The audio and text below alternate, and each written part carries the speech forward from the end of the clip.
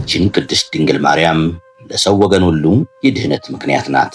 ፍጥረታት ሁሉ እርሷን ያመሰግኗታል። የፍጥረት ሁሉ መዳን በእርሷ እጅ ነበርና አዳም አባታችን በተሰደደ ጊዜ መጽናኛው እርሷ ነበረች።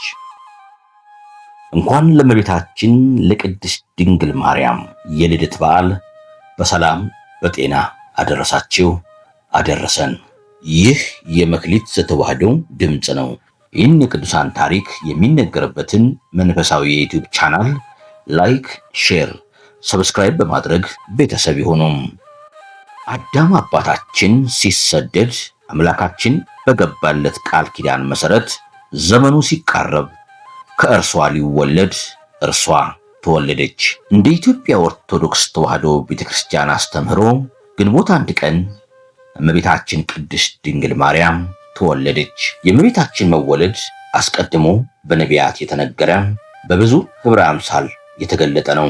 በነገረ ማርያም እንደምንረዳው እመቤታችን ከመወለዷ አስቀድሞ ቅድመ አያቶቿ፣ አያቶቿና ወላጆቿ ምልክት አይተዋል። የእመቤታችን የትውልድ ስፍራ ሊባኖስ የተባለው ተራራማ ሀገር ነው።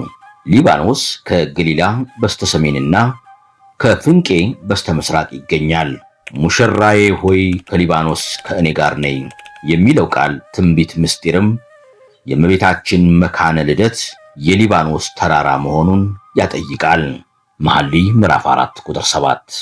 ቅዱስ ዮሐንስ መጥምቅ የጌታ መንገድ ጠራጊ የአዋጅ ነጋሪና ታማኝ ምስክር በመሆኑ በተወለደ ጊዜ በመልአኩ ቅዱስ ገብርኤል በመወለዱ ብዙዎች ደስ ይላቸዋል ብሏል።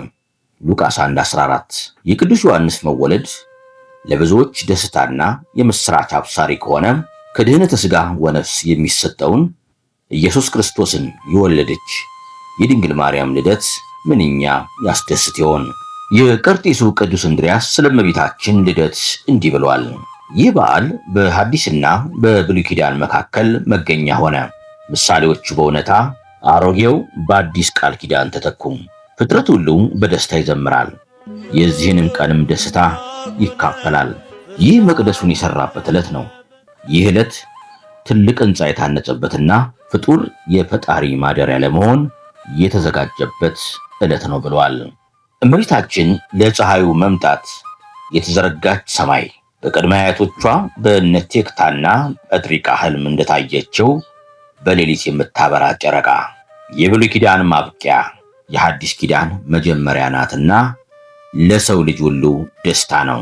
ነቢያት በብዙ ህብረ አምሳል የተናገሩላት መሰረቶቿ የተቀደሱ ተራራዎች ናቸው። ከእሴይ ስር በትር ትወጣለች፣ አበባዋም ከግንዱ ይወጣል። ሙሽራዬ ሆይ ከሊባኖስ ነይ ብለው ተናገሩላት። ልደቷ የትንቢታቸው ፍጻሜ ነውና ደስታቸው ታላቅ ነው። መዝሙር 86 ቁጥር 1፣ ትንቢተ ኢሳይያስ ምዕራፍ 11 ቁጥር 1። በእግዚአብሔር የሚያምኑ ጰጥሪቃና ቴክታ የሚባሉ በሀብት የከበሩ ደጋግ ባልና ሚስቶች በኢየሩሳሌም ይኖሩ ነበር። እነዚህ ደጋግ ሰዎች በሀብት ይክበሩ እንጂ ሀብታቸውን የሚወርስ ልጅ አልነበራቸውም፣ መካን ነበሩ። ከዕለታት አንድ ቀን ጰጥሪቃ ወደ ቤተ መዛግብቱ ገብቶ ሀብቱን ሰፍሮና ቆጥሮ ቴክታን እህቴ ሆይ የሰበሰብነው ገንዘባችንን ምን እናደርገዋለን? የሀብታችን ብዛት ስፍር ቁጥር የለውም፣ የሚወርሰን ልጅ የለን። አንቺም መካን ነሽ፣ እኔም ካንቺ በቀር ሌላ ሴት አላውቅም አላት። እርሷም ወንድሜ ሆይ አምላክ እስራኤል ለእኔ ልጅ ቢነሳኝ አንተ ያለ ልጅ ትቀራለህን? ከሌላ ሴት ውለድ አለችው። ጰጥሪቃም እንዲህ ያለ ነገር እንኳን ስላደርገው በልቦናዬ እንዳላስበው አምላክ እስራኤል ያውቅብኛል አላት። እርሷም እንግዲህ አምላክ እስራኤል የሚያደርገውን ያውቃል። ትላንትና ማታ በሕልሜ ነጭ እንስት ጥጃ ከማኅፀኔ ስትወጣ ያችም ነጭ ጥጃ ሌላ ነጭ ጥጃ ስትወልድ እንዲሁ እስከ 7 ትውልድ ሲዋለድ 7ኛይቱ ጨረቃን ስትወልድ ጨረቃዋም ፀሐይን ስትወልድ አየሁ አለችው።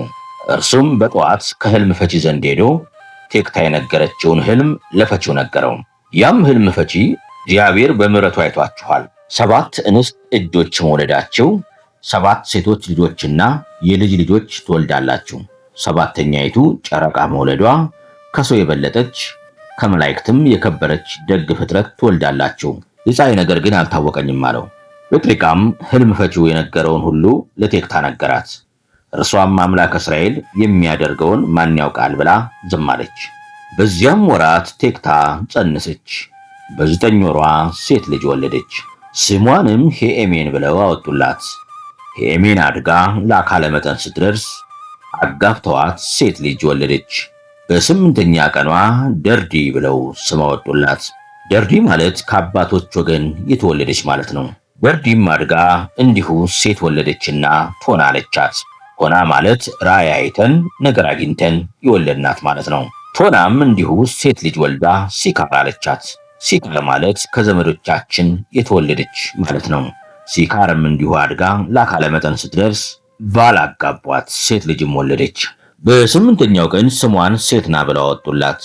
ሴትና ማለት ሙያዋ ያማረ ምግባራዊ የሰመረ በጎ ቆንጆ ማለት ነው። ሴትናም እንዲሁ ሴት ልጅ ወልዳ ሄርሜላ አለቻት። ሄርሜላ ማለት ከክቡሮች ከባለጸጋ ወገን የተወለደች ማለት ነው። ሄርሜላም እንዲሁ አድጋ ለአካለ መጠን ስትደርስ አጋብተዋት ሴት ልጅ ወለደች።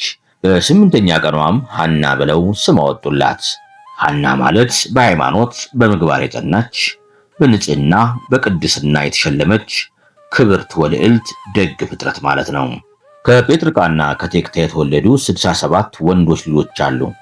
የእመቤታችን የድንግል ማርያምን ትውልድ ለመቁጠር ትንቢት አልተነገረላቸውም፣ ሱባኤ አልተቆጠረላቸውምና አልተጻፈም። ሐና አደገች።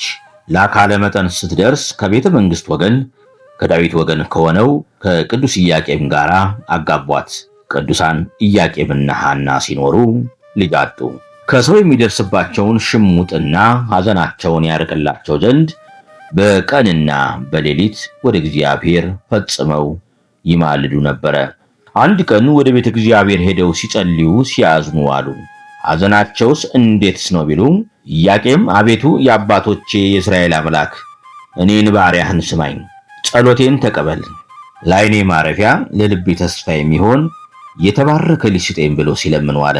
ሐናም በበኩሏ አቤቱ ጌታዬ የአባቶቼ የእስራኤል አምላክ ባሪያ እለምንሃለሁ፣ ለዓይኔ ማረፊያ ለልቤ ተስፋ የምትሆነኝ የተባረከች ልጅ የማህፀኔን ፍሬ ስጠኝ ብላ ስትለምን ዋለች። እንዲህ ብለው ሲያዝኑ ሲጸልዩ ዋሉ። በዚህ ወቅት ርግብ ከልጆቿ ጋር ስትጫወት አይታ አቤቱ ለዚች ግዕዛን ለሌላት እንስሳ ልጅ የሰጠህ አምላክ ምነው ለእኔ ልጅ ነሳኸኝ ብላ አምራ አለቀሰች። ወዲያው ከሊቀ ካህናቱ ከዘካርያስ ዘንድ ሄደው አቤቱ ጌታችን ሆይ ወንድ ልጅ ብንወልድ ተምሮ እግዚአብሔርን አገልግሎ እንዲኖር እንሰጣለን፣ ሴት ልጅን ብንወልድ ውሃ ቀድታ መሶበ ወርቅ ሰፍታ መጋረጃ ፈትላ ካህናትን አገልግላ እንድትኖር እንሰጣለን ብለው ተሳሉ።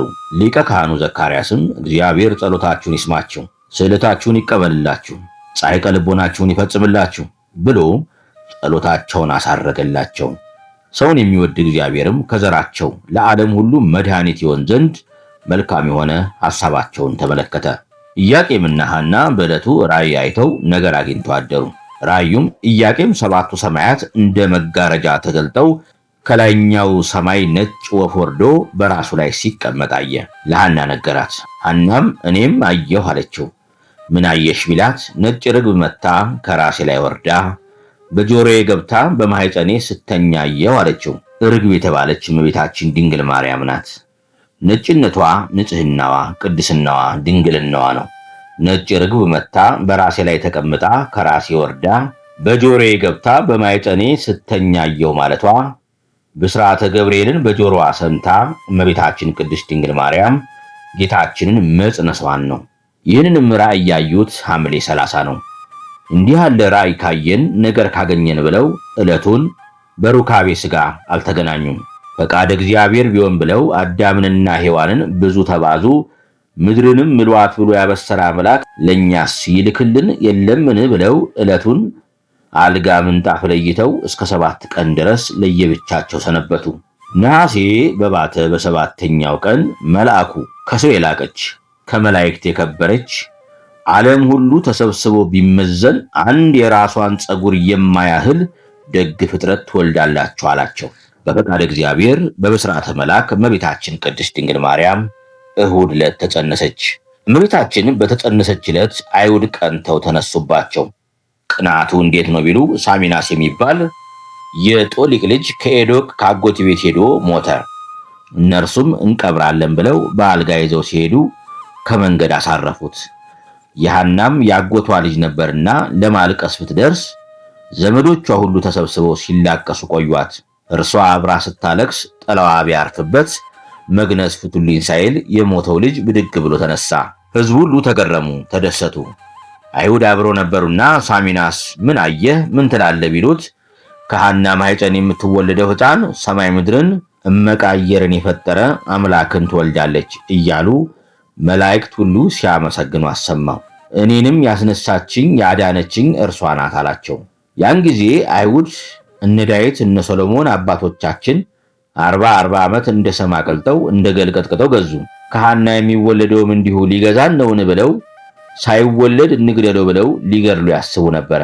መልአኩም አይሁድ እንዳያገኟቸው ወደ ሊባኖስ እንዲሰደዱ ነገራቸው። እመቤታችን ቅድስት ድንግል ማርያምም በሊባኖስ ግንቦት 1 ቀን ተወለደች።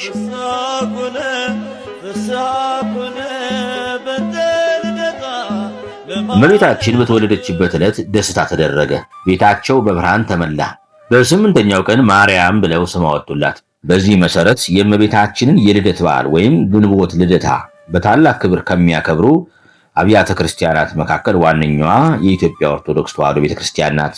የግንቦት ልደታ በዓል አከባበር በቤተክርስቲያናችን ትውፊት መሰረት ኢያቄምና ሐና ከአይሁድ ለማምለጥ ተሰደው ምግባቸው ንፍሮና ጥራጥሬ ስለነበረ ይህንን ትውፊት መሰረት በማድረግ በቤተክርስቲያን በማህሌት በቅዳሴና ታቦታትን በማክበር ከመኖሪያ ቤት ውጭም ቂጣ ተጋግሮ ንፍሮ ተቀቅሎ እየተበላ ይከበራል። የእመቤታችን የቅድስት ድንግል ማርያም ፍቅሯ አማላጅነቷ በሁላችን ይደር፣ አሜን።